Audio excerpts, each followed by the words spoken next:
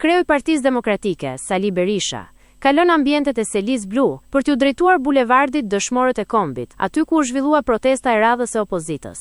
Ai u shoqërua nga deputet, drejtues të partisë dhe mbështetës të shumt, të cilët u bashkuan tubimit përpara kryeministrisë. Në fjalimin e tij, Berisha artikuloi akuza të forta ndaj qeverisë së drejtuar nga Edi Rama, duke cilësuar pushtetin aktual si të brishtë dhe të mbështetur mbi propagandë. Sot ne mblidhemi këtu në këtë protestë madhështore si shpresë vetme për shpëtimin e Shqipërisë nga narkoshteti Edi Ramës, i bazuar në krimin, drogen dhe vjedhjen e shqiptarëve.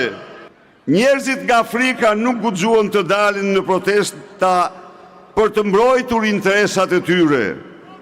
Edi Rama me sistemin e patronazhistëve, me presionin mbi punojësit dhe familjet e tyre, me arrestimin e 10 mijëra qytetarëve për faturat e dritave të ujit, me diferencimin politik të tipit të një pushtuesi, me propagandën e tij toksike që shpërndahet nga mediat kryesore të kontrolluara prej tij, ka instaluar një lloj si etrit e tij të mëparshëm, frikën tek shqiptarët.